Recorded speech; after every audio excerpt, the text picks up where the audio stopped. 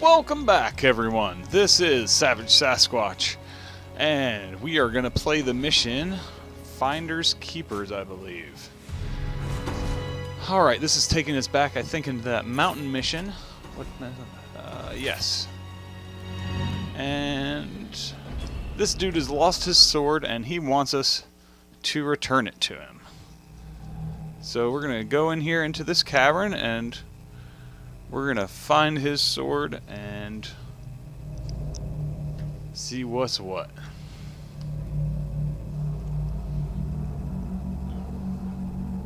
You know, as much as I am doing this build just to kind of go back through the early missions so you guys can see everything, I'm choosing a different build, which is probably not the best move. I probably should just show you the same way that I played this the first time. But, you know, I wanted to experience something different myself, and also for you guys just to see a little variance in the gameplay. This guy's a loot pinata usually. He is hard to catch. Let's get some stamina. We'll catch up with him eventually.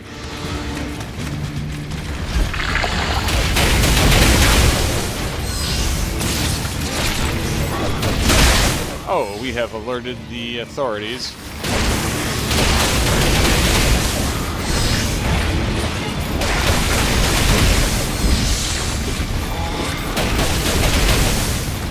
I'm not following him through that cloud. I don't care. We saw where he ran off to. Oh, he's running this way. I want my loot. Give me my loot. Oh gosh, he's running into... well...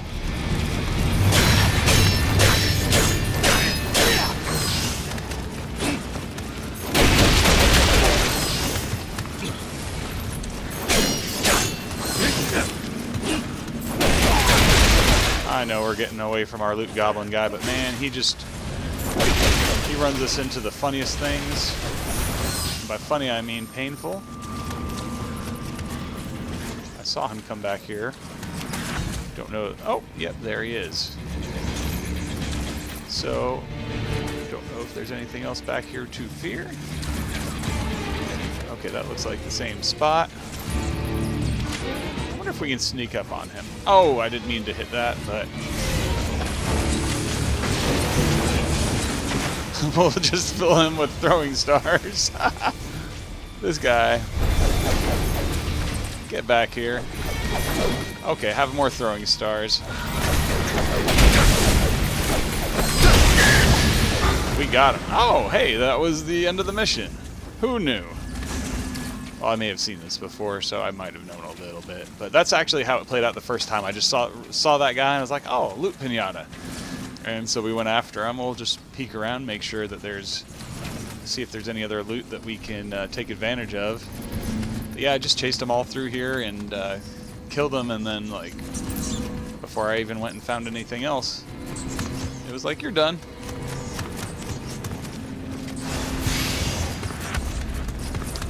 As you'll see, I mean, like, we know... woo! I always forget about the bats. Which is exactly what the Joker wishes he could do, but... wow. Really lets us go a lot of places back here. All the enemies will now, like, just bow down or be gone, if they were supernatural ones. Is there anything down there to find? Yes, I see some loot.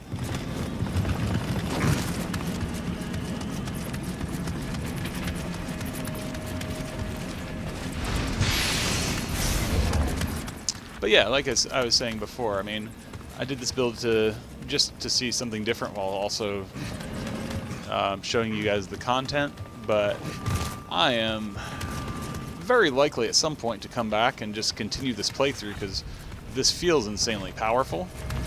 And so... ooh, there's a treasure chest. This feels insanely powerful, so I want to chase that feeling.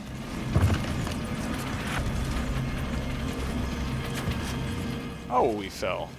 Thankfully, you don't take fall damage once you've beat the mission. So, is there anything else that we haven't found? We haven't been back here yet. purple axe. You know, even if it's not a weapon that you're using, you can do a couple things with weapons. You can do several things with weapons you don't need. You can either, number one, you can reforge, not reforge, I'm sorry. You can either refashion them, or let me start over. You can use them to soul match, where like I find an axe that's level 21, and I'm using a level 17 weapon. I can then use the level 21 weapon to make my other weapon more powerful. If I use a level 21 yellow, it might cost, say, 1,000. If I use a blue, it might only cost 500, and if I use a purple, it might only cost 250. And those are all theoretical numbers, but it gets cheaper the better quality weapon that you break down. So, you know, the game recognizes that, hey, whatever you're sacrificing... Oh, there's a drop down up here. We're going to go get this. The game recognizes that whatever you're using, like, it has... The more valuable it is, the better... The more it compensates. So... You can also sell it to a vendor if you're hurting for money, and eventually, like, you can spend a lot of money, like raising the level of weapons. Oh, man, that's a narrow drop. Raising the level of weapons, like, by the end of the game, that gave us our 8th elixir. That's very good news. By the end of the game, doing soul match to hit the same level item, that eventually, like, I've hit points where I've seen it costs as high as 2 million. I've never gotten more than like 1.3 million. I've seen costs as high as 2 million to level up a good weapon, just going from like level, just say 110 to 127. Now, given it was that was for using a yellow, it went much cheaper if I could have had a purple or a blue, but I didn't have anything that was 127. But going like, it was going to be 1.3 million going to 125. Trading in a blue, so gives you an idea of the economy. But you can just trade in items for money. You can also, and this is something that we probably could stand to do right here. And hey, how close are we to be able to get 2 levels? 8,500, and so we need 3,000 more. I think we can get 3,000. We're gonna go to the shrine here and make an offering with some items. And so I'm not using swords, one-handed swords at all. So I'm going to keep one just in case. I'll always keep like my most powerful or most valuable one. But then I'll go in here and I'll offer up at the shrine. Let's see here. Wow, that's... extra life on every one of those. We're not using these weapons though, so I'm not going to kid myself. I don't want to sit here and... We'll keep both of those because they both seem pretty good. For a spear. Okay, and then axes. We've got like 3 good axes. I'm not like going to sit here and take a look at all of the stats. This is a pretty bad one. Hammers are the same thing as axes basically. Kusaragamas. And offering them will also end up giving you a big supply of extra elixirs to use, which is pretty handy.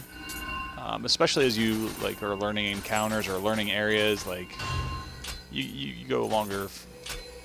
You can go longer in the areas. So, all right. So we're up to 17,000. How much do we need? We need 500 more, so we can offer up a few pieces of armor here. All right, let's go to head armor. We're just going to start at the bottom.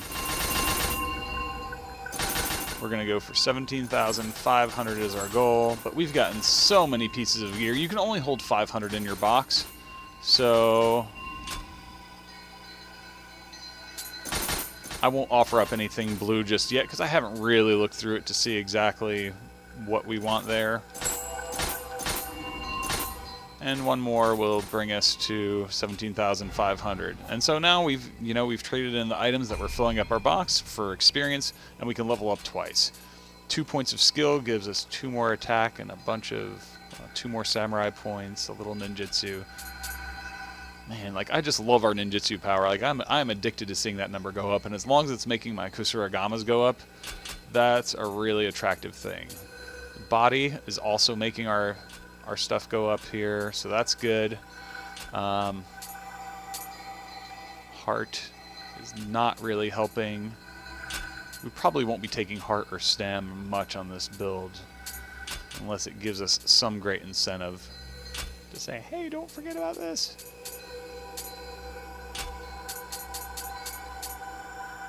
So we'll take 1 dex and 1 more body, because getting 40 health, 2 attack, a bunch of ninjutsu stuff, like, we're doing right by ourselves here. So yeah, we've leveled up here, and